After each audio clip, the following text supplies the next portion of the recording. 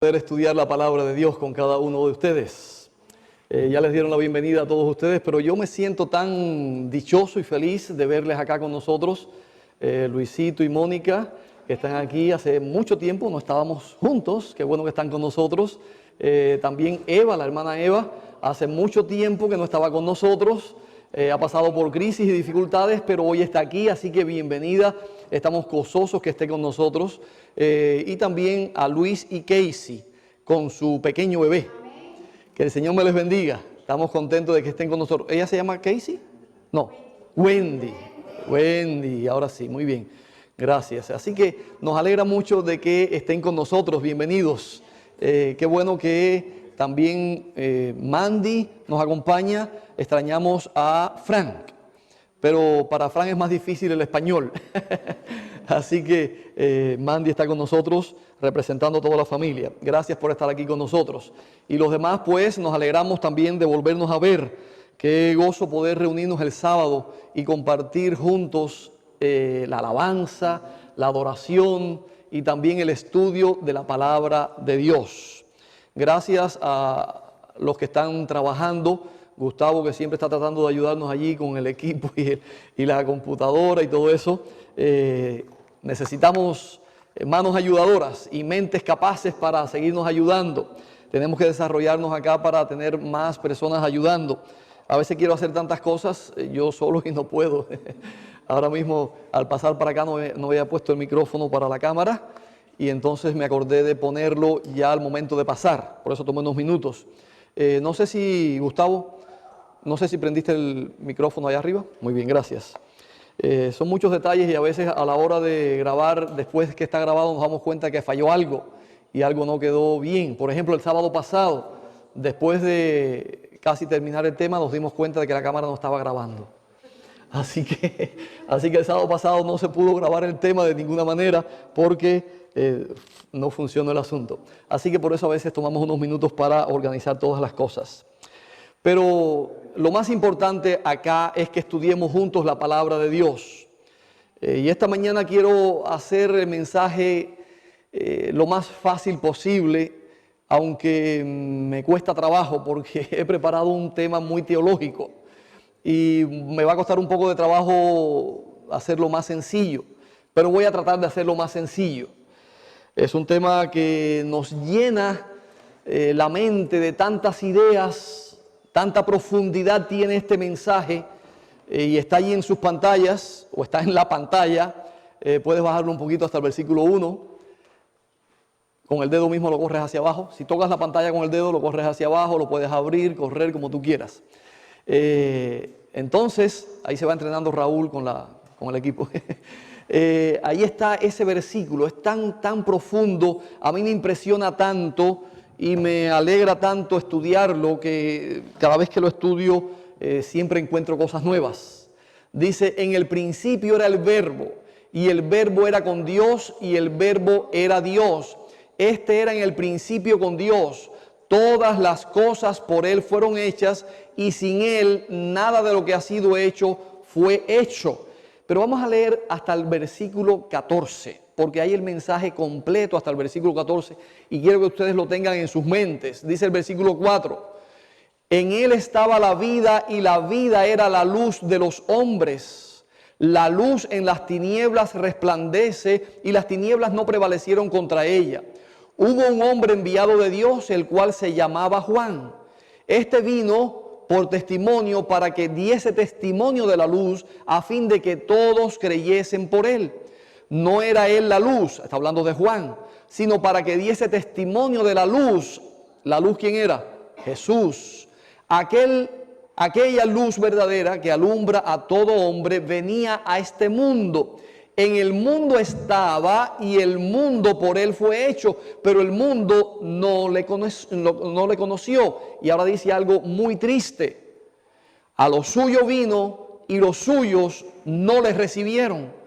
Mas a los que les recibieron, y quiero que tengan este pasaje hoy en sus mentes, porque aquí vamos a concentrar el mensaje al final. Mas a todos los que les recibieron, a los que creen en su nombre, les dio potestad de ser hechos hijos de Dios, los cuales no son engendrados de sangre, ni de voluntad de carne, ni de voluntad de varón, sino de Dios. Leemos el versículo 14. Y aquel verbo fue hecho carne y habitó entre nosotros, y vimos su gloria, gloria como del unigénito del Padre, lleno de gracia y de verdad. El Evangelio está encerrado en este pasaje. Se le llama al capítulo número 1 de Juan el prólogo del Evangelio. Cuando se escribe un libro, lo primero que se aparece es una palabra que dice prólogo. Y eso es unas palabras de introducción al libro que puede escribirla el autor o puede escribirla otra persona. Es introducirnos al mensaje o a lo que el autor quiso decir. Entonces, el capítulo número 1 de San Juan es el prólogo del Evangelio. ¿Qué cosa es el Evangelio?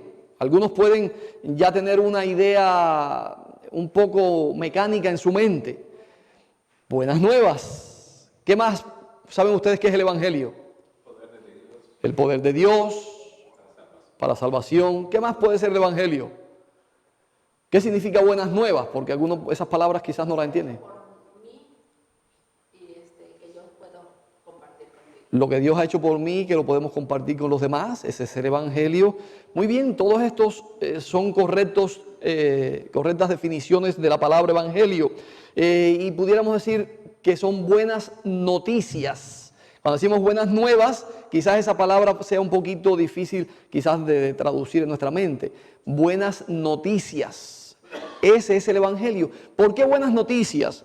Porque ¿cuáles eran las malas noticias? ¿Cuáles fueron las malas noticias que entraron al mundo? Que el pecado vino al mundo y trajo la muerte. Así que esas son las malas noticias. Cuando el hombre pecó, el enemigo lo hizo caer en pecado y entonces vino la muerte como consecuencia del pecado. ¿Esos son buenas o malas noticias? Malas noticias. Ahora comienza a predicarse el Evangelio. Las buenas noticias, las buenas nuevas que están buscando o trayendo la solución a lo que había sucedido anteriormente, que era la muerte y el pecado. Así que las buenas noticias o el Evangelio son lo contrario a las malas noticias de la muerte y el pecado. Por lo tanto, es la vida que ofrece Dios a través de su Hijo Jesucristo. Esas son las buenas nuevas.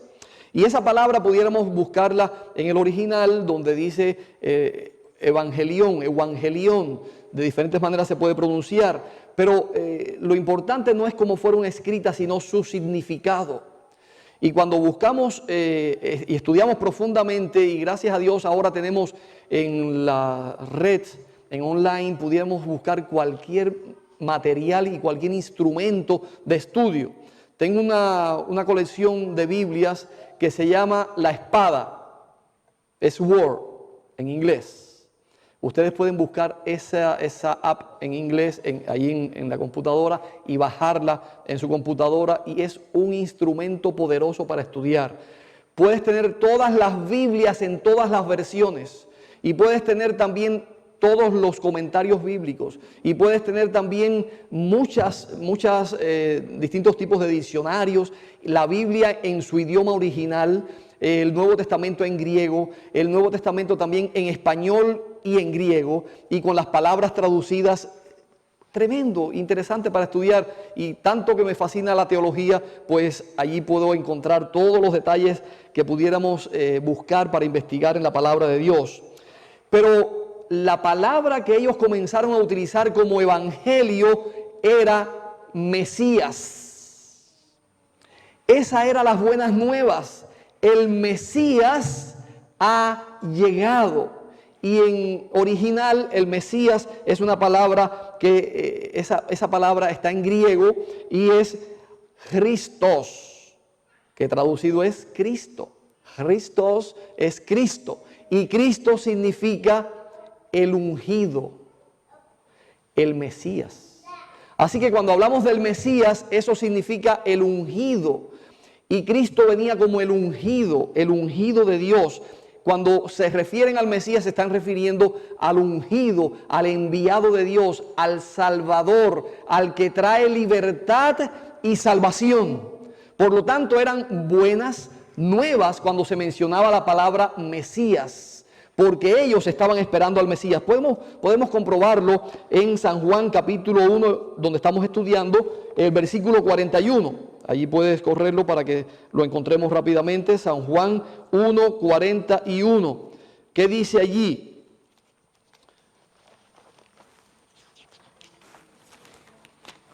Dice el versículo 41, marcaste el 42. Este halló primero a su hermano Simón y le dijo: hemos hallado al Mesías, que traducido es el Cristo. ¿Hemos hallado a quién? Al Mesías. Porque ellos esperaban al Mesías, ellos tenían expectación porque llegara un Mesías, llegara un libertador, llegara un Salvador. Hemos hallado finalmente al Mesías.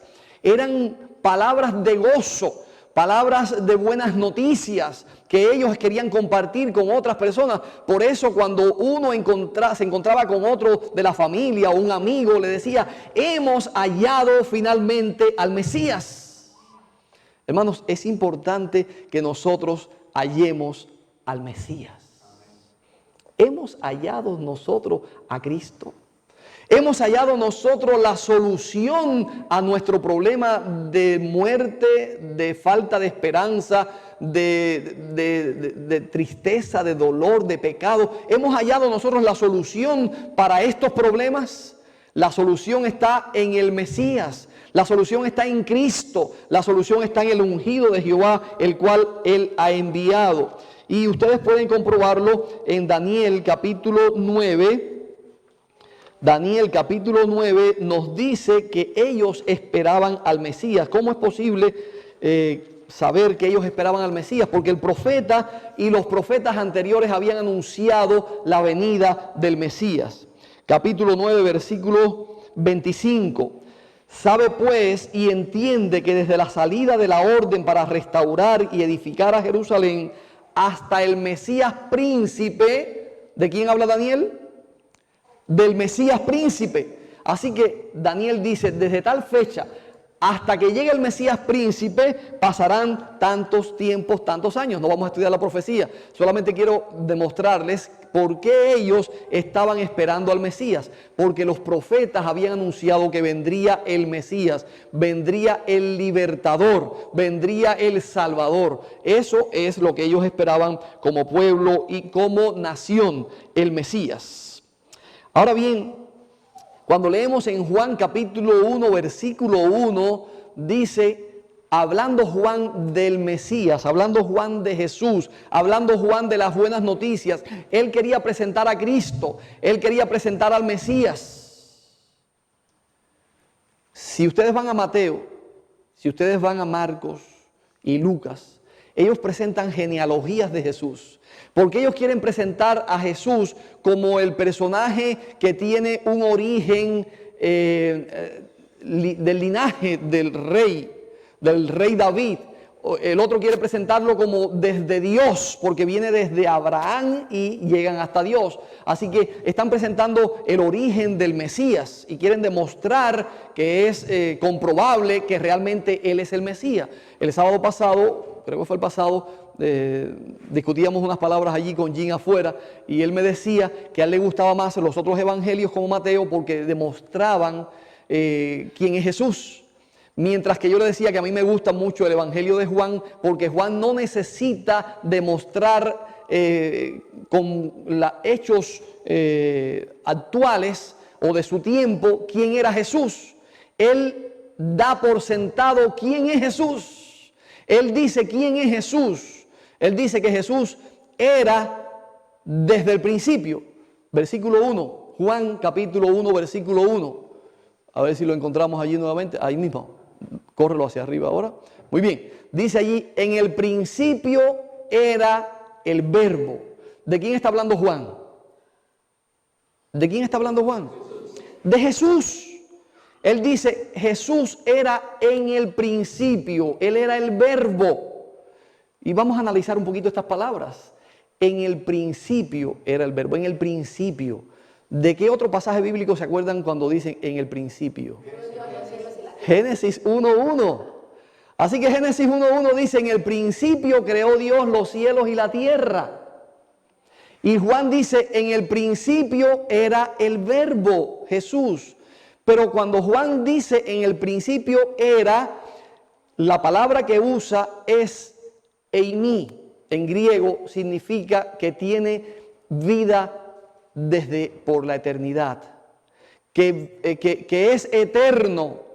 Así que cuando en el principio Él era, significa que ya Él estaba. Cuando las cosas comenzaron, las cosas que tienen un principio, llegaron a ser, ya Jesús era. Eso es lo que significa. Él era desde el principio. Y cuando vemos Génesis 1:1, dice, en el principio creó Dios. Se refiere al principio de este mundo, al origen, al momento en que comenzó a surgir o a existir este mundo. En el principio creó Dios los cielos y la tierra.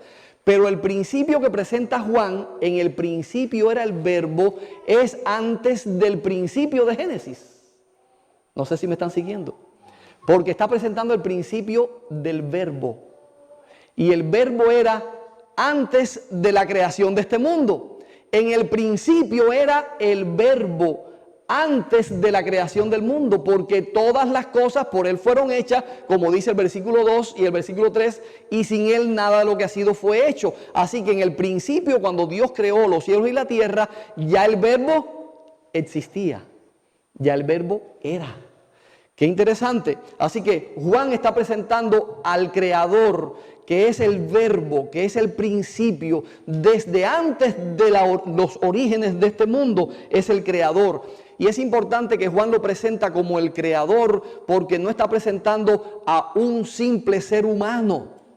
El Evangelio es que Dios se hizo carne. Es lo que dice el versículo 14. Aquel verbo, el versículo 1 dice que en el principio era el verbo. Y ahorita vamos a hablar del verbo, qué cosa es el verbo. Pero dice que ese verbo se hizo carne. Así que ¿de quién está hablando? De Dios, que se hizo hombre. En el principio era Dios, pero luego vino a la existencia como hombre. Así que también está diciendo que Dios, el verbo, llegó a ser hombre, llegó a ser carne. Pero en el original dice en arjé, que significa en principio, no tiene el artículo determinado el. En español decimos en el principio.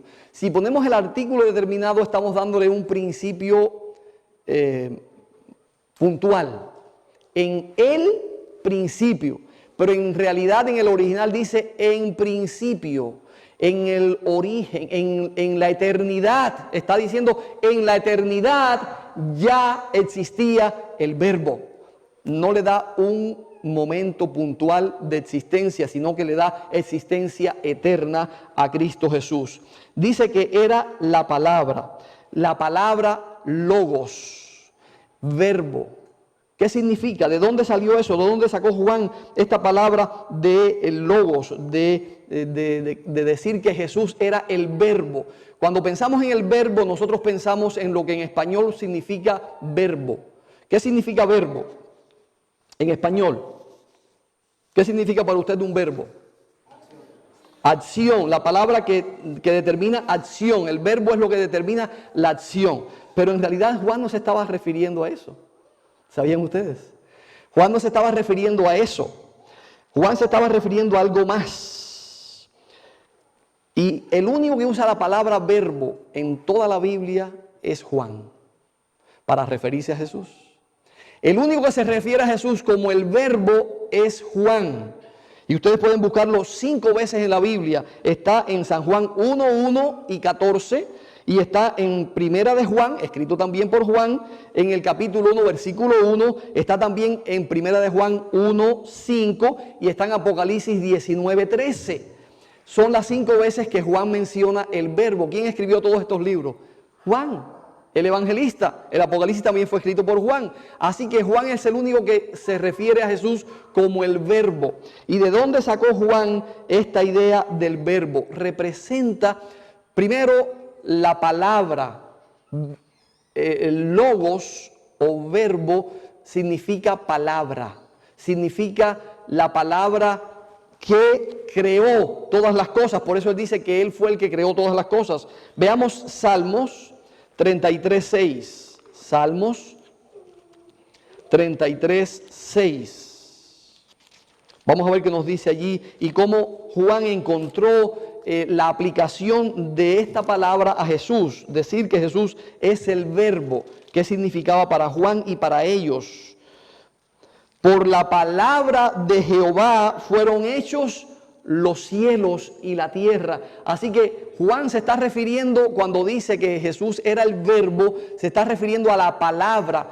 Dice, en el principio era la palabra, y por la palabra fueron creados los cielos y la tierra, porque Dios mandó y existió. Él dijo y fue hecho. A eso se está refiriendo Juan cuando dice que Jesús era el Verbo. Era la palabra creadora, la palabra que trajo al origen el mundo. Esa palabra poderosa que tiene poder de crear, que tiene poder de hacer de la nada lo que hoy es. Juan se está refiriendo a eso cuando dice Él era el Verbo. Y también podemos encontrar que cuando Dios se comunicaba con un profeta, se dice, y vino palabra de Jehová al profeta Amós. Y vino palabra de Jehová al profeta Elías. Y vino palabra de Jehová al profeta. A eso se refiere Juan cuando se refiere al verbo, la palabra.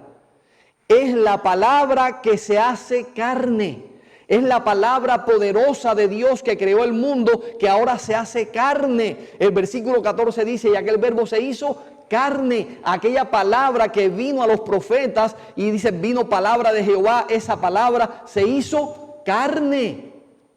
¿Estamos entendiendo? Estamos comprendiendo la palabra que es Dios, la palabra que es poderosa, que es capaz de crear, la palabra que envía un mensaje al hombre de salvación, la palabra que se comunica con los profetas, es Cristo Jesús que se hizo carne. A eso se está refiriendo el apóstol Juan cuando se refiere a Jesús como el verbo, como el principio de todas las cosas y como la palabra poderosa de Dios. Aquel verbo, dice, es desde el principio. Ahora, cuando vamos a Génesis, en Génesis, Dios, el Dios creador, está creando al hombre a su propia imagen, ¿verdad? Dice, creó Dios al hombre a su imagen, a imagen de Dios lo creó. Eso está en Génesis 1, 27, 26 y 27, pueden leerlo allí. Ahora dice que Dios estaba creando al hombre a su propia imagen. Y Juan, en el capítulo 1 de Juan, dice que Jesús, el verbo, la palabra creadora, vino a recrear al hombre nuevamente a su imagen. A la transformación, a la restauración del hombre a la imagen de Dios. ¿Qué sucedió cuando entró el pecado en el mundo? ¿Qué pasó con la imagen de Dios que Dios había hecho en el hombre? Fue desfigurada. La imagen que Dios había creado en el hombre, porque fuimos hechos a imagen de Dios, esta imagen fue destruida por el pecado. Pero Jesús vino para restaurar la imagen de Dios en el ser humano.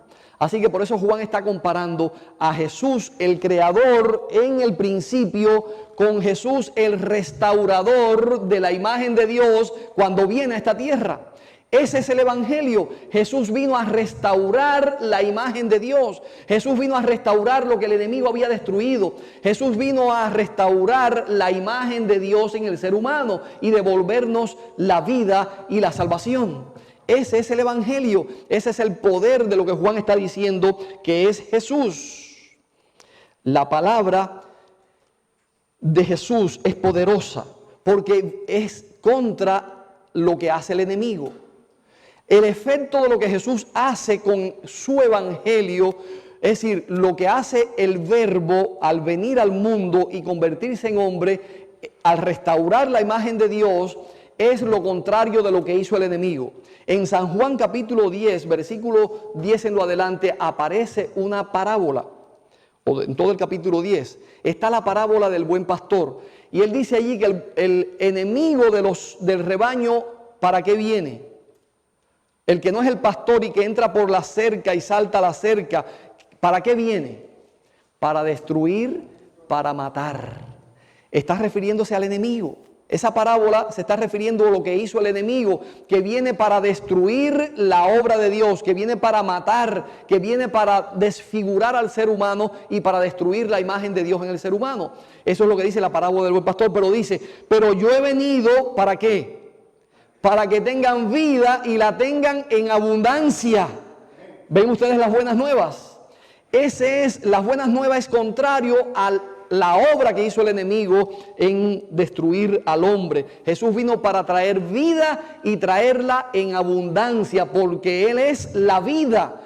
Dice los versículos que estábamos leyendo en Juan 1, que Él era la vida y la vida estaba en el mundo, pero los hombres, en lugar de aceptar la vida, rechazaron la vida. En lugar de aceptar la luz, rechazaron la luz. En lugar de aceptar a Jesús, rechazaron a Jesús. Por eso Jesús ahora viene para mostrar su evangelio de salvación. Ahora bien, vamos a ver los versículos de Juan 1, 12 al 14. Estos versículos tienen un mensaje muy importante para nosotros esta mañana. San Juan capítulo 1, versículos 12 al 14. A ver si ya los tienes allí. Ahí Raúl va aprendiendo poquito a poco. Es difícil manejar el equipo, pero se va aprendiendo poco a poco. San Juan 1, 12 al 14, dice allí la palabra de Dios. Vamos al versículo 11. A los suyos vino y los suyos no les recibieron. Versículo 12. Mas a todos los que les recibieron, a los que creen en su nombre, les dio potestad de ser hechos hijos de Dios, los cuales no son engendrados, ¿de qué? De sangre, ni de voluntad de carne, ni voluntad de varón, sino de Dios.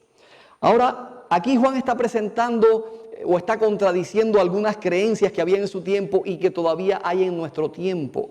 En nuestro tiempo algunas personas creen que como que Jesús murió por todos los pecadores, pues todos los hombres van a ser salvos.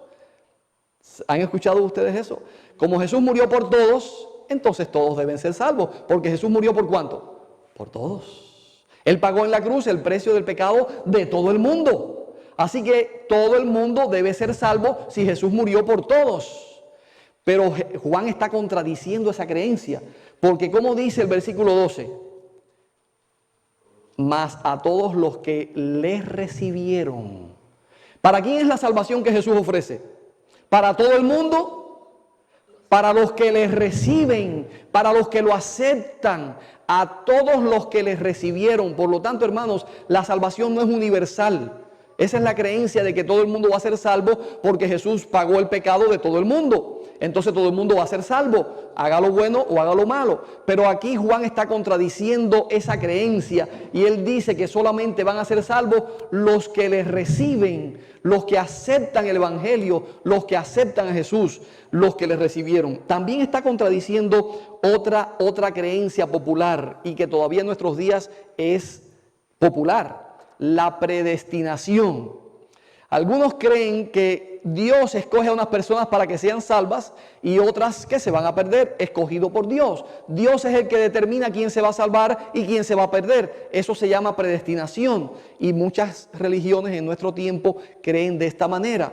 Pero Juan está contradiciendo esa creencia claramente, porque él no dice que los que fueron escogidos por Dios, esos van a ser salvos. Él dice, los que recibieron a Jesús, los que aceptaron el evangelio, estos son hechos hijos de Dios, los que les recibieron. Así que no hay eso de salvación universal, ni tampoco hay eso de predestinación para la salvación o la perdición. La salvación es una decisión personal de cada uno de nosotros. Hemos de ser salvos por nuestras decisiones o nos hemos de perder por nuestras decisiones, no por la determinación de Dios, no por la predeterminación de Dios, sino por nosotros mismos. Es importante que comprendamos esto.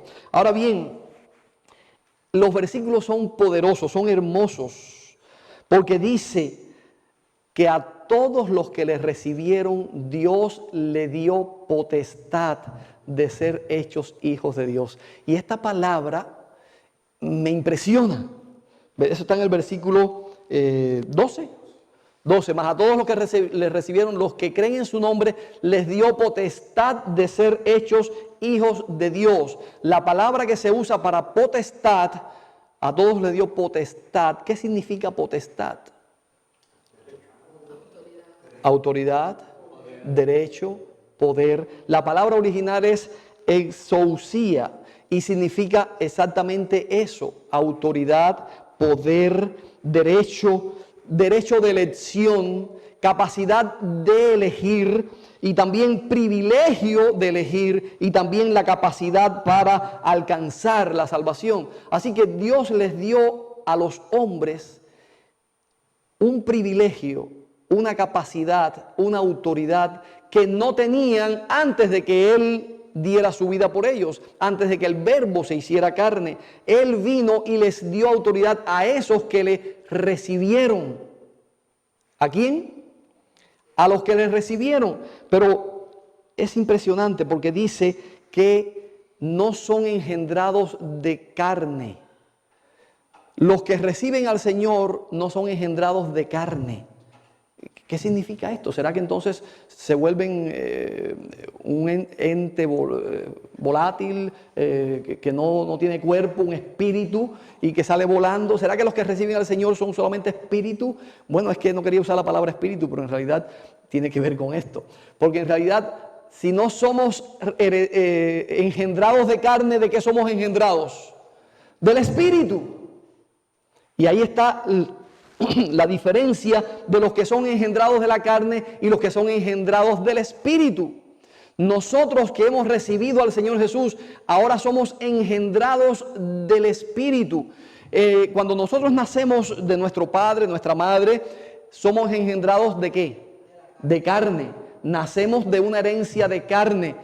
Jesús nació en este mundo de padres humanos y espirituales, porque tuvo una madre humana, pero el padre de Jesús, ¿quién era? Dios, el Espíritu. Por lo tanto, Jesús tenía una naturaleza humana y divina. Nació en carne por medio del Espíritu Santo. Él nació en el Espíritu desde su nacimiento. Nosotros necesitamos ser engendrados en el Espíritu después de haber nacido de la carne para poder tener lo que dice allí Juan: el derecho, la autoridad de ser hechos hijos de Dios. Así que todo el mundo no es hijo de Dios automáticamente. ¿Quiénes son los hijos de Dios? Los que reciben a Jesús, los que aceptan a Cristo Jesús. Estos son hechos hijos de Dios. Y lo que está diciendo Juan es que ahora tenemos la posibilidad y la capacidad de ser de la naturaleza divina. Porque dice que nosotros podemos ser participantes ¿de qué? De la naturaleza divina. A la vez que aceptamos a Cristo Jesús, podemos participar también de su naturaleza. La naturaleza de Jesús era humana por la carne y divina por el Espíritu Santo. Ahora nosotros, gracias Elizabeth, ahora nosotros podemos también tener esa misma naturaleza que tenía Jesús, de carne, pero engendrada por el Espíritu y no solamente por la carne. Entonces podemos llegar a tener la naturaleza divina.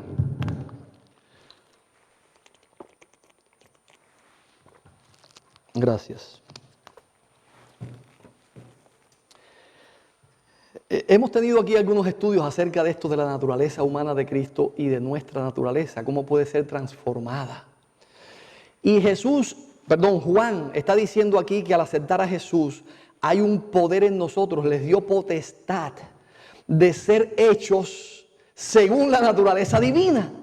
Les dio autoridad, les dio la capacidad, les dio el poder para ser hechos ahora de la naturaleza divina, no solamente de la naturaleza carnal. Y tenemos que ir obligatoriamente a mi capítulo preferido de la Biblia. ¿Cuál es? Romanos 8. Romanos 8.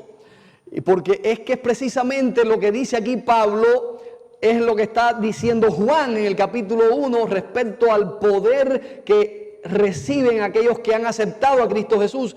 El poder que transforma a aquellos que han aceptado a Jesús. El poder para vencer el pecado de aquellos que han aceptado a Jesús. No es solamente decir somos hijos de Dios, sino que nos dio el poder de vencer el pecado. Nos dio el poder de ser de la naturaleza divina. Nos dio el poder de ser semejantes a Jesús y poder vencer el pecado en la carne. ¿En la carne?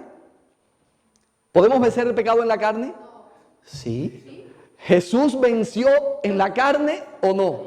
Jesús se hizo carne. Por eso Juan está diciendo que nosotros ahora, después de haber nacido en la carne, somos engendrados en el Espíritu para poder vencer en la naturaleza divina. Veamos lo que dice Romanos capítulo 8. Ahora pues, ninguna condenación, capítulo 8, versículo 1 en lo adelante. Ninguna condenación hay para los que están en Cristo Jesús, los que no son engendrados de la carne, sino que son engendrados del Espíritu. Los que no andan en la carne, sino que andan en el Espíritu. ¿Estamos entendiendo? ¿Se están dando cuenta del mensaje de Juan? En el capítulo 1 de Juan, él está diciendo que nosotros podemos ser engendrados del Espíritu y podemos vivir según el Espíritu y no según la carne. Y que podemos vencer el pecado porque el Espíritu de Cristo Jesús puede morar en nosotros. Sigamos leyendo lo que dice Romanos, el apóstol Pablo. Los que no viven según la carne, sino conforme al Espíritu. Porque la ley del Espíritu de vida en Cristo Jesús me ha librado de la ley del pecado y de la muerte. Hermanos, aquellos que les recibieron a Cristo Jesús, ahora tienen el poder, la potestad de ser hechos hijos de Dios. Tienen el poder de vencer el pecado porque pueden vivir por el poder del Espíritu Santo. El poder del Espíritu en Cristo Jesús, la ley del Espíritu de vida en Cristo Jesús, me ha librado de la ley del pecado y de la muerte. Este es el poder del Evangelio. Este es el poder dinámico, porque la palabra que se usa también para evangelio es dunamis, en griego, que significa dinamita, dunamis. La palabra dinamita viene de allí. Y por eso Pablo decía, no me avergüenzo del evangelio porque es dinamita, es poder de Dios para vencer el pecado, para salvación. Eso es lo que está diciendo Juan, esto es lo que está diciendo Pablo. El evangelio es poder de Dios para transformar nuestras vidas, para restaurarnos a la imagen de Dios, a la semejanza divina. Y ustedes no sé si se dan cuenta, pero he mencionado varias veces la palabra restauración. Dios quiere restaurarnos. Por eso nuestro grupo tiene un nombre distintivo que dice adoración, restauración y alabanza. Porque el evangelio tiene que restaurarnos. El evangelio tiene que penetrar en nosotros y restaurarnos a la imagen divina. No podemos seguir siendo fracasados en el pecado. No podemos seguir siendo perdidos sin esperanza y sin salvación porque el pecado nos ha vencido. Tenemos que aceptar a Jesús. Tenemos que permitir que el poder de Jesús, como una dinamita, entre en nosotros y transforme nuestra naturaleza pecaminosa en una naturaleza del Espíritu. Y que ahora podamos vivir en una vida de victoria sobre nuestra naturaleza y sobre el pecado. Y sigamos leyendo lo que dice Romanos capítulo 1 hasta el versículo 14, creo que es, porque todo el mensaje está aquí en el capítulo 8 de Romanos. Volvamos al versículo 2, porque la ley del Espíritu de vida en Cristo Jesús me ha librado de la ley del pecado y de la muerte. Porque lo que era imposible para la ley, por cuanto era débil por la carne, Dios, enviando a su Hijo en semejanza de carne de pecado y a causa del pecado, condenó al pecado en la carne. Y eso parece un trabalengua, parece un juego de palabras allí. Dice que Dios tuvo que enviar a Jesús en carne de pecado. ¿Por qué? ¿Cuál era el problema? ¿Cuál era la mala noticia cuando entró el enemigo al mundo? El pecado y la muerte. La naturaleza fue transformada cuando entró el pecado en una naturaleza que le gusta el pecado, en una naturaleza débil, en una naturaleza de pecado. Y el problema era que Satanás dice, el hombre no puede vencer ni puede obedecer la ley de Dios en esta naturaleza pecaminosa. Por lo tanto, Dios tuvo que enviar a su Hijo en semejanza de carne de pecado. Jesús vino en carne de pecado para poder demostrar que era posible vencer al enemigo en carne de pecado. Por eso los que reciben a Cristo Jesús tienen la autoridad, tienen la potestad de ser llamados hijos de Dios, porque ahora tienen la naturaleza de Cristo, tienen la naturaleza humana, pero la naturaleza del Espíritu Santo, son engendrados por el Espíritu Santo, no son engendrados de carne ni de sangre, sino del Espíritu, y ahora podemos vencer al enemigo en la carne. Eso es lo que estaba demostrando Dios al enviar a Jesucristo en semejanza de carne de pecado y a causa del pecado. Por eso Jesús vino en carne de pecado. Versículos 4 en lo adelante. Para que la justicia de la ley se cumpliese en nosotros, que no andamos conforme a la carne, sino conforme al Espíritu. Que no hemos sido engendrados solamente de la carne, sino del Espíritu. Porque aquellos que le aceptaron ahora son engendrados del Espíritu. Versículo 4, versículo 5, porque los que son de la carne, los que son engendrados solamente de la carne, ¿en qué piensan? En las cosas de la carne. Pero, versículo 5, pero los que son del Espíritu, los que somos engendrados del Espíritu, ¿en qué cosa pensamos? En las cosas espirituales, en las cosas del Espíritu. Por eso que nuestra mente puede ser transformada de una mente carnal que le gusta el pecado en una mente espiritual que ya no le gusta el pecado. Por eso podemos vencer el pecado, porque el Espíritu de Cristo Jesús, y lo dice aquí Pablo, vamos a seguirlo leyendo porque no quiero adelantarme yo con mis palabras, porque los que son de la carne, versículo 5, piensan en las cosas de la carne, pero los que son del Espíritu en las cosas del Espíritu. Porque el ocuparse de la carne es muerte, pero el ocuparse del Espíritu es vida y paz. Por cuanto los designios de la carne son enemistad contra Dios, porque no se sujetan a la ley de Dios, ni tampoco pueden. Los que no han sido engendrados del Espíritu, los que no han aceptado el Evangelio de Cristo Jesús, los que no han aceptado el poder del Evangelio de Cristo Jesús, no pueden obedecer la ley de Dios. Y usted puede decir, ¿por qué yo me esfuerzo por obedecer, pero no acabo de obedecer? Siempre caigo en el pecado, siempre vuelvo a lo mismo y siempre sigo en el pecado. Porque todavía no hemos permitido al Señor que Él habite plenamente en nosotros. Que nuestra naturaleza ya no sea conforme a la naturaleza de la carne, sino conforme al Espíritu. Y el Espíritu es el que va a transformar esa mente en una mente espiritual. Versículo 8, y los que viven según la carne no pueden agradar a Dios. Hermanos, no puedes agradar a Dios si no vives en el Espíritu. No puedes agradar a Dios en la naturaleza carnal. Significa, no puedes agradar a Dios mientras estés satisfaciendo el pecado en tu vida.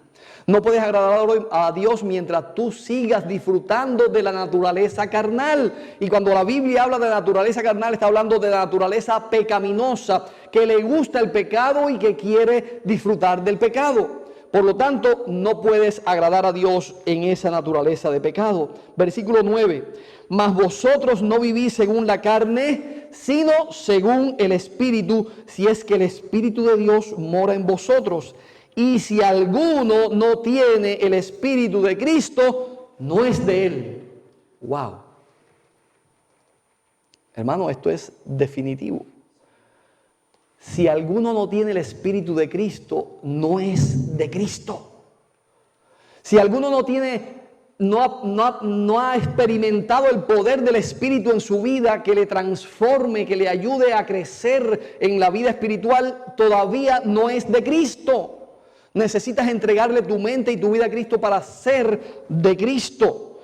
Versículo 10. Pero si Cristo está en vosotros, amén. Porque nosotros podemos permitir que Cristo esté en nosotros. Pero si Cristo está en vosotros, el cuerpo a la verdad está muerto a causa del pecado, mas el Espíritu vive a causa de la vida. Así que la carne, la naturaleza carnal, ¿cómo tiene que estar en nosotros? Muerta. Muerta a causa del pecado, porque el pecado ya no puede vivir en nosotros, no reina en nosotros el pecado, sino que ahora vive Cristo en nosotros, como decía el apóstol Pablo. Y si el Espíritu, fíjense el poder de la dinamita del Evangelio en nosotros, versículo 11, que es el poder del Espíritu. Cuando hablamos de la dinamita del Evangelio, el dinamos, el poder del Evangelio es el poder del Espíritu que transforma nuestra naturaleza carnal en una naturaleza espiritual. Y si el espíritu de aquel que levantó de los muertos a Jesús mora en vosotros, el que levantó de los muertos a Cristo Jesús vivificará también vuestros cuerpos mortales por su espíritu que mora en vosotros. ¿Quién puede vivificar nuestros cuerpos? ¿Quién puede darnos la vida espiritual y también la vida aún después de la muerte? El Espíritu de Cristo Jesús que mora en nosotros. ¿Quién levantó a Cristo Jesús de los muertos? El Espíritu de Dios que moraba en Él. El Espíritu de Cristo Jesús era el Espíritu de Dios que moraba en Él y entonces lo resucitó de los muertos. Y dice que si nosotros tenemos el Espíritu de aquel que levantó de los muertos a Cristo Jesús, ese Espíritu también nos va a levantar a nosotros y nos va a dar la vida. Así que, hermanos, deudores somos, no a la carne, para que vivamos conforme a la carne. Porque si vivimos conforme a la carne, moriremos. Si vivimos conforme a la carne, hermanos, moriremos. Dice allí el versículo. Me perdí en el versículo. Versículo 13, porque si vivís conforme a la carne moriréis, mas si por el Espíritu hacéis morir las obras de la carne, viviréis. Si por el Espíritu hacéis morir, hermanos, las obras de la carne, el Espíritu es el único que puede hacer que nosotros dejemos las obras de la carne. Versículo 14, porque todos los que son guiados por el Espíritu de Dios, estos son hijos de Dios. ¿Qué decía Juan en el capítulo 1, versículo 12? Todos los que les recibieron a estos les dio potestad de ser hechos hijos de Dios. Y aquellos que hemos recibido el Espíritu de Dios en nuestras vidas, entonces somos hijos de Dios. Hermanos, ¿qué somos nosotros ahora? Somos hijos de Dios. ¿Por qué? Porque hemos recibido a Cristo Jesús. Porque hemos permitido que el Evangelio de Cristo Jesús transforme nuestras vidas. Hemos aceptado que Cristo Jesús es el único que puede transformar nuestras vidas. Y al aceptar a Cristo Jesús, el poder del Evangelio va a vivir en nosotros. Y entonces ya no seremos más hijos de la carne, sino que seremos hijos e hijas de Dios en Cristo Jesús. Que el Señor te bendiga, hermano querido. Que podamos entender el poder del Evangelio. Que podamos aceptar a Cristo Jesús y podamos ser engendrados del Espíritu para gloria y vida en Cristo Jesús. Que el Señor te bendiga, es mi deseo esta mañana.